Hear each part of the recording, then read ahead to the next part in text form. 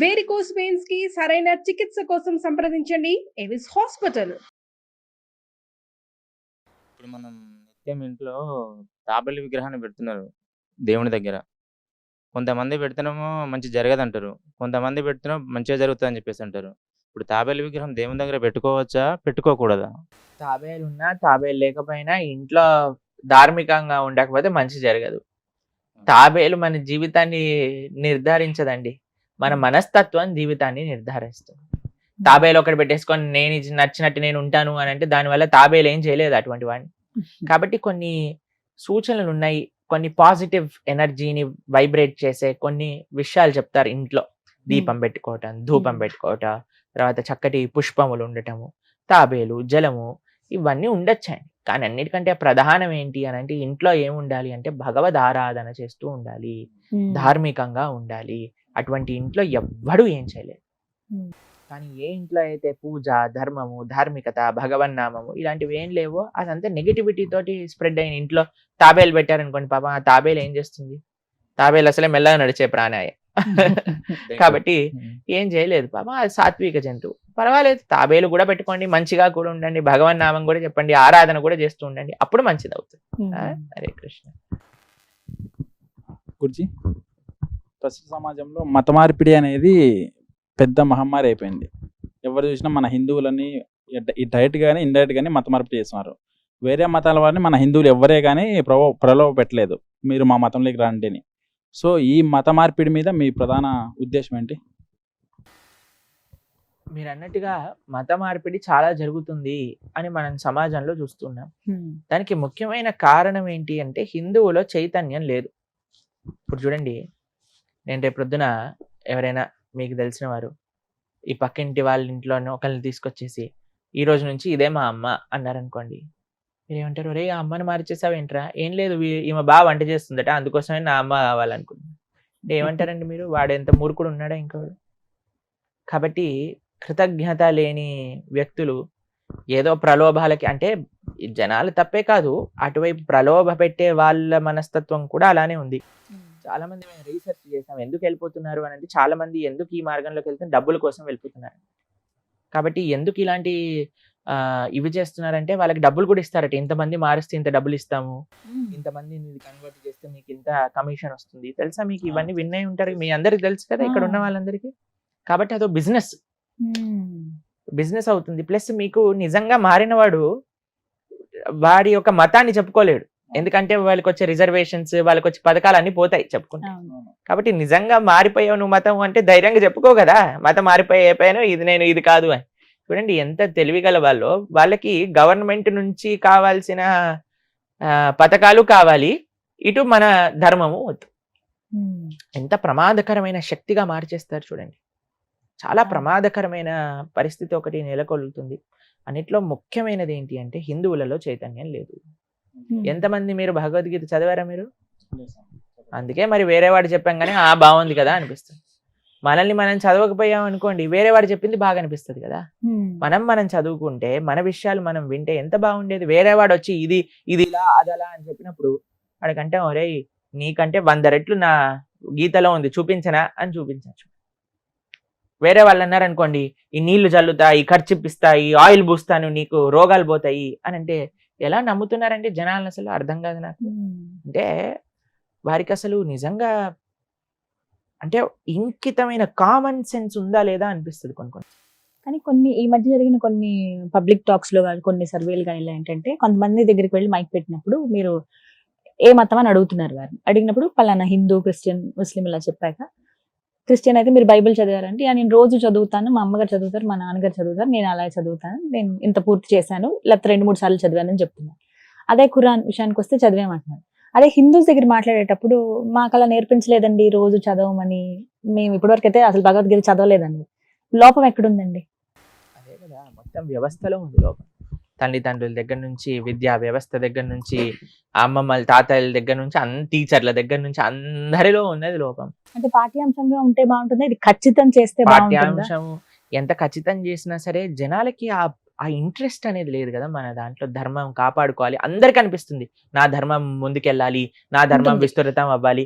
వాళ్ళు all wrong means use చేస్తున్నారు. ఒకడు గన్ను పట్టుకుంటున్నాడు, కత్తి పట్టుకుంటున్నాడు, ఇంకొకడు ఆయిల్ పట్టుకుంటున్నాడు, కర్చీఫ్ పట్టుకుంటున్నాడు, నీళ్లు పట్టుకుంటున్నాడు. వాళ్ళ ప్రయత్నం వాళ్ళు హుక్ ఆర్ క్రుక్ అని ప్రయత్నం చేస్తున్నారు. కానీ మన ధర్మం ఎప్పుడు అలాంటి పైశాచికమైన పనులు చేయలేదు. మన ధర్మం సాత్వికంగా ఎంతో మంచిగా ప్రవచన మార్గంతో ధర్మాన్ని పరీక్షించుకోవాలని. కానీ ప్రవచనానికి వచ్చేవాడు ఎవడు?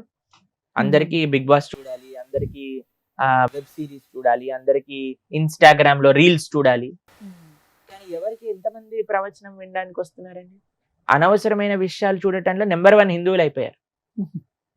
అవునా కదా? మీరు చెప్పండి. పిల్లలందరినీ చిన్న చిన్న పిల్లల్ని కూర్చోబెట్టి చూపించేస్తున్నారు సీరియల్ అన్ని. చిన్న చిన్న పిల్లలకి సినిమాలు చూపించేస్తున్నారు. సినిమాలలో సీరియళ్లలో ఇప్పుడు ఎలాంటి ఎన్ని నెగిటివ్ విషయాలు చూపిస్తున్నారంటే అవన్నీ పిల్లలకి అవసరమా?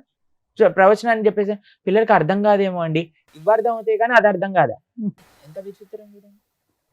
కాబట్టి మన ధర్మాన్ని మనమే రక్షించుకోవాలి. కాబట్టి మీరందరూ ఇక్కడ ఉన్న వాళ్ళందరూ గీత చదవండి. అప్పుడు మన ధర్మాన్ని మీరు చదవండి, పక్కన వాడికి చెప్పండి. హరే కృష్ణ.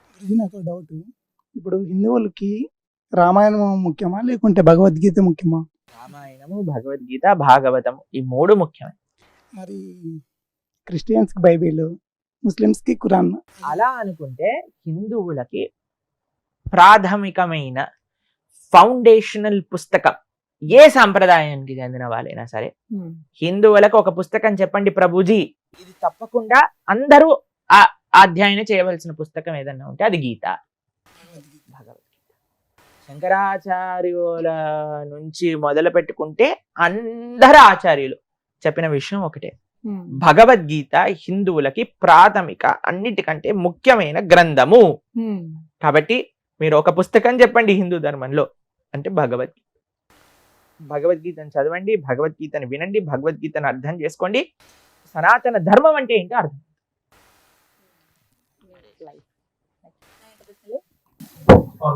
చనిపోయిన ఆత్మ వేరే లోకానికి చేరుతుంది కదా, ఇక్కడ మనం పిండ ప్రదానం చేయడం వల్ల ఆత్మ ఎలాంటి లాభం?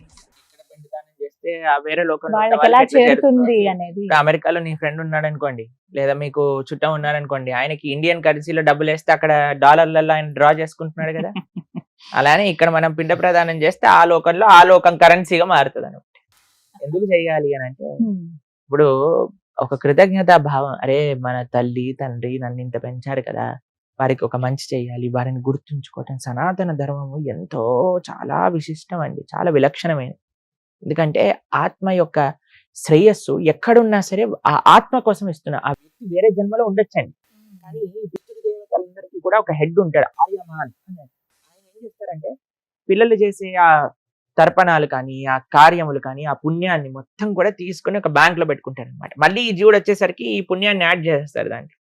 యాడ్ చేసి అప్పుడు వాళ్ళు క్యాలిక్యులేట్ చేస్తారు, ఎన్ని రోజులు నరకంలో ఉండాలి, ఎన్ని రోజులు స్వర్గంలో ఉండాలి, ఎన్ని రోజులు ఇక్కడ బాధలు అనుభవించాలి. కానీ మనం ఎప్పుడు కూడా మన తల్లిదండ్రుల్ని మంచి భగవద్భక్తిపరమైన కార్యములు చేస్తూ, మంచి ధార్మికమైన కార్యక్రమాలు. చాలా మంది ఏం చేస్తారంటే చనిపోయిన వాళ్ళకి పూజ చేస్తూ ఉంటారు. చనిపోయిన వాళ్ళకి పూజ చేయాల్సిన అవసరం లేదు. చనిపోయిన వారి తరపున మనం భగవంతుడికి, అయ్యా నేను మా అమ్మగారి తరపున, నాన్నగారి తరపున నీకు ఈ ఆరాధన చేస్తున్నా, దీంట్లో ఉండే నువ్వు వాళ్ళ యొక్క ఆత్మలకి శాంతిని చేకూర్చుగాక, వారిని మంచి సద్గతులు పొందేటట్టుగా దీవించుగాక, వారి తరపున యాజ్ అ రిప్రజెంటేటివ్ మనం చేయాల్సిన అవసరం ఉన్నదన్నమాట. కాబట్టి ఇది చాలా ముఖ్యం. కాబట్టి మనం ఏదైతే మన పితృదేవతల కోసం, ముఖ్యంగా తల్లిదండ్రుల కోసం కానీ, పూర్వీకుల కోసం కానీ ఎప్పుడు ధార్మికంగా ఉండాలి, మంచి పనులు చేస్తూ ఉండాలి. మనం ఏ మంచి పని చేసినా, ఏ దైవ కార్యం చేసినా సరే వాళ్ళని తలుచుకుంటూ చేయాలన్నమాట. అది way of showing our gratitude to them. ఇది మర్చిపోకూడదు. చాలా మంది ఇప్పుడు ఏమంటున్నారు తెలుసా అండి, తల్లిదండ్రులని మేము అంతిమ సంస్కారాలు కూడా చేయము, ఆర్గన్ డొనేషన్ చేసేస్తాము, పడేస్తాము అని. ఎందుకంటే వాళ్ళకి ఆ నమ్మకాలు లేదు. చాలా మంది తల్లిదండ్రులు వాపోతూ ఉంటారన్నమాట. కానీ సనాతన ధర్మంలో చాలా ముఖ్యం తల్లిదండ్రుల్ని గుర్తించుకుంటూ వాళ్ళ కోసం మనం ధార్మికంగా ఉండటము అని.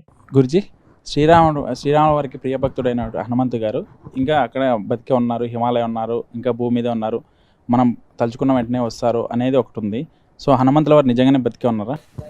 రఘునాథ కీర్తనం తత్ర తత్ర కృతమస్తకాంజలిం బాష్పవారి పరిపూర్ణలోచనం మారుతీం నమః రాక్షసాంతకం. ఇక్కడ మనం రామ రామ రామ అన్నా సరే మన పక్కనే వచ్చి హనుమ కూర్చుంటాడు. హనుమ చెప్పింది ఎక్కడ ఎక్కడ ఎత్ర ఎత్ర రఘునాథ కీర్తనం తత్ర తత్ర. అది కూడా మామూలుగా కూర్చోడట. కృత మస్తకాంజలిం, చేతులు జోడించి బాష్పబారి పరిపూర్ణ లోచన, నేత్రం నుంచి రాముడి పట్ల ఉండే ప్రేమను అసురు ధారలుగా కారుతూ కారుతూ, అయ్యో వీళ్ళు రాముడి గురించి మాట్లాడుకుంటున్నాడు, రామనామని చెప్తున్నారు, రామాయణం పఠిస్తున్నారు అనే ప్రేమతో ఉంటాడట హనుమ. కాబట్టి హనుమ ఎప్పటికీ రామనామం ఎంతవరకైతే భూమిపైన ఉంటుందో అంతవరకు హనుమ ఉంటాడు. ఎంతవరకు రామ భక్తులు ఉంటారో అంతవరకు హనుమ ఉంటారు. ఎంతవరకు రామాయణం చదువుతారో అక్కడి వరకు రామచంద్రమూర్తి ఉంటారు అనమాట. హనుమ ఉంటాడు. అందుకే భక్తులందరికీ చాలా మందికి చాలా ప్రియం హనుమ అంటే.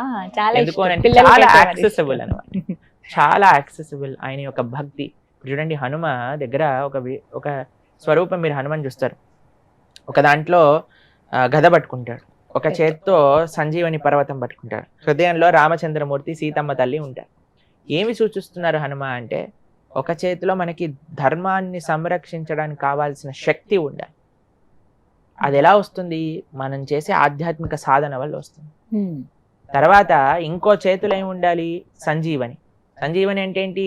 రాముడు హనుమకిచ్చిన సేవ. ప్రతి ఒక్కరికి శక్తి కావాలి, సేవ కావాలి, మూడవది హృదయంలో భక్తి కావాలి. ఈ మూడిటికి ప్రతిరూపమే హనుమ. కాబట్టి హనుమ యొక్క ఆరాధన, హనుమకి ప్రార్థన చేయాలి నిరంతరం. స్వామి నీకున్న భక్తిలో ఒక చిన్న రేణు అంతా మనకు వచ్చినా సరే మన జీవితం తరించిపోతుంది అనమాట. కాబట్టి ఎక్కడెక్కడ హనుమంతుని యాక్సెస్ చేయాలంటే రాముడు భక్తుడిగా మారిపోవటం. అంటే హనుమ వచ్చి మన పక్కన ఉంటాడు. ఇప్పుడు మనం రాముడి గురించి మాట్లాడుతుంటే అక్కడెక్కడో ఉండుంటాడు, హనుమకు కూడా నమస్కారం చేసుకోవాలి ఒకసారి. అరే కానీ హనుమాన్ అని అనగానే చదువుకునే రోజుల్లో ఎవరో ఒక అతను వెళ్ళి హిమాలయాల దగ్గర ఫోటో తీశారని ఒక ఫోటో బాగా వైరల్ అయిందండి. హనుమంతులు ఇప్పటికీ అలా ఉన్నారు, పుస్తకంలో రామ రామ అని ఇలా చదువుతున్నారు. వారికి ఉండటం వల్ల మనకేం వచ్చిందని మన పక్కన ఉన్నారని చెప్తే ఇంకా బాగుంది కదా. హనుమ ఉన్నాడు పక్కన, అది మనం యాక్సెస్ చేయాలని సులువుగా. పిల్లలకి పెద్దలకి అందరికి ఇష్టమే. ఎవరన్నా సరే రాముడు నామని చెప్పేవాడు ప్రతి ఒక్కడు హనుమకి ఫేవరెట్. కొంచెం భయం వేసినా ఫస్ట్ తలుచుకునేది ఆయన్నే కదండి, జై హనుమాన్.